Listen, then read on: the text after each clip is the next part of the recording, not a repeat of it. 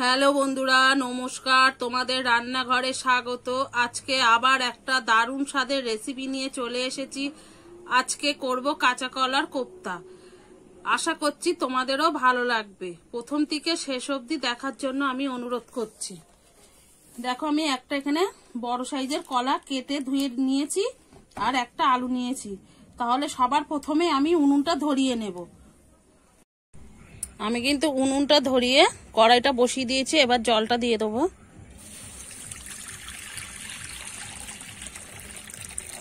জলটা একটু আমি গরম করে নেব। জলটা আমার গরম হয়ে গেছে, কলাটা দিয়ে দেবো। আর দেখো, আলুটা সিদ্ধ হওয়ার জন্য আমি এখান থেকে হালকা হালকা করে ফেলে দিয়েছি। আর দিয়ে দেবো একটুখানি হলুদ, দিয়ে আমি নেড়ে নেব।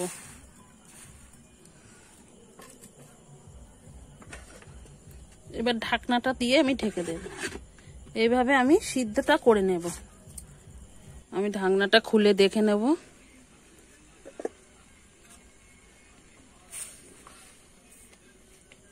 আমার কলা আর আলুটা কিন্তু ভালোভাবে সিদ্ধ হয়ে গেছে। আমি এবার নামিয়ে নেব। আমি সিদ্ধ করে জল দিয়ে তাড়াতাড়ি ঠান্ডা করার জন্য আমি ঠান্ডা জল দিয়ে ঠান্ডা করে নিয়েছি। এবার একটা গ্রেটারে করে গ্রেট করে নেব। তাহলে কিন্তু দানা দানা থাকবে না, ভালোভাবেই কিন্তু এটা তৈরি করা যাবে। এইভাবে আমি দেখো সব পুড়ে নেব। দেখো কত সুন্দর একদম হয়ে যাচ্ছে। দানা দানা থাকবে না, একদম দানা দানা ভাবটা থাকবে না। থাকলে কিন্তু ভালো হবে না। আমার কিন্তু দেখো সব ম্যাশ করা হয়ে গেছে। আমি একটু হাত দিয়ে ভালো করে আবার মেখে নেব।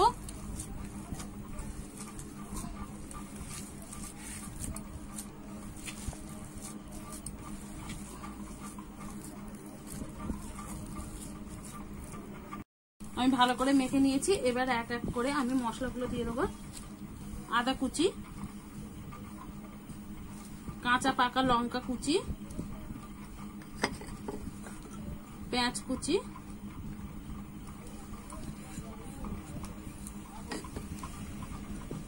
ধনেপাতা কুচি, পরিমাণ মতো লবণ, দিয়ে দেবো হলুদ গুঁড়ি, আর সবার শেষে কিন্তু বেসন দেবো। আমি বেসনটা সব দেবো না, আগে মেখে নেব, লাগলে পরে দেব। আমি কিন্তু ভালো করে মেখে নেব। আমার কিন্তু মাখা হয়ে গেছে।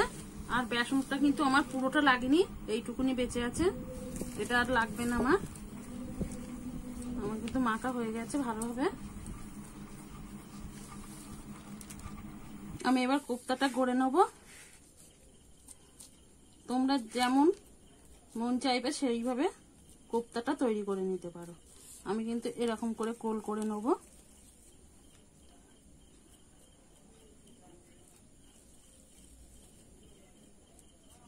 নিয়ে আমি একটু এরকম চ্যাপটা মতো করে নেব। আমি আবার একটা দেখিয়ে দিচ্ছি।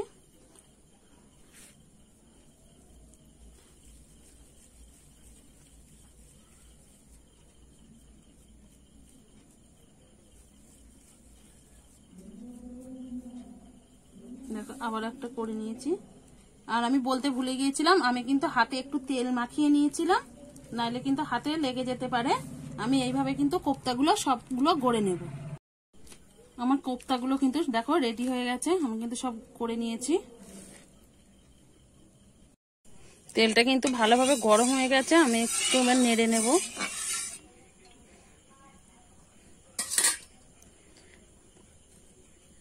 এবারে আমি একটা একটা করে কোপ্তা ছেড়ে দেবো।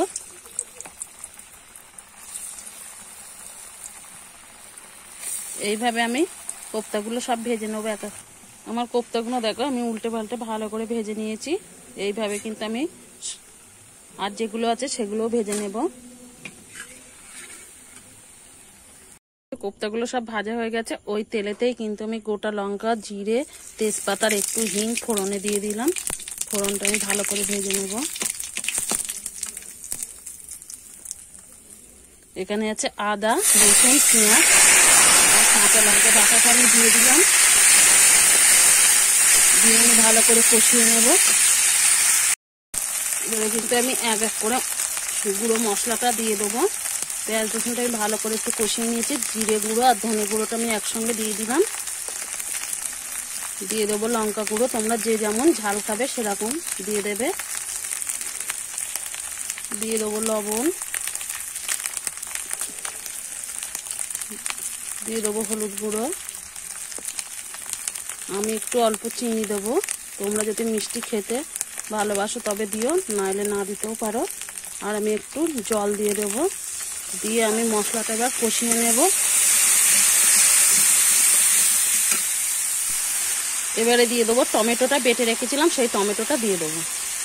দিয়ে আমি আবার কিছুক্ষণ কষিয়ে নেব।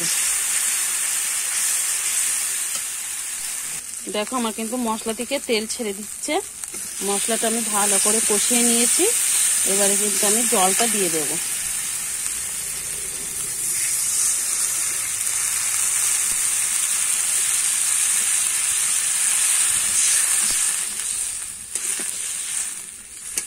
আমি ঝোলটা কিন্তু ভালো করে ফুটিয়ে নেব। এটা কিন্তু আমার ভালোভাবে ফুটে গেছে, দেখো দেখতেই পাচ্ছ তোমরা ঝোলের কালারটা কত সুন্দর এসেছে দেখো বন্ধুরা। এবারে কিন্তু আমি ভেজে রাখা কোপ্তাটা দিয়ে দেবো। তোমরা কিন্তু এটা চাইলে সস দিয়েও কিন্তু খেতে পারো। আমি কিন্তু কোপ্তাগুলো সব দিয়ে দিলাম। দিয়ে আমি আবার ফুটিয়ে নেব।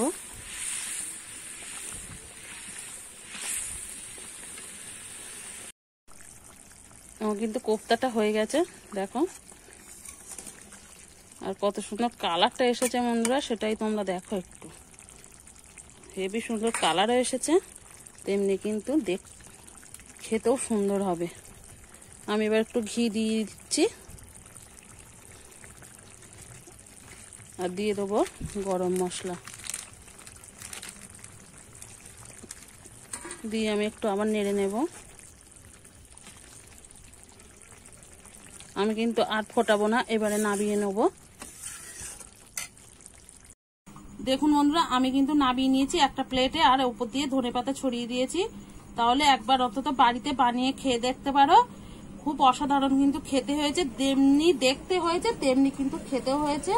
একবার অন্তত বাড়িতে এইভাবে বানিয়ে খেয়ে দেখতে পারো। আর আমার এই রেসিপিটা ভালো লাগলে একটা লাইক করো আর সাবস্ক্রাইব করে সঙ্গে থেকো। নতুন কোনো ভিডিওর সঙ্গে আবার দেখা হবে।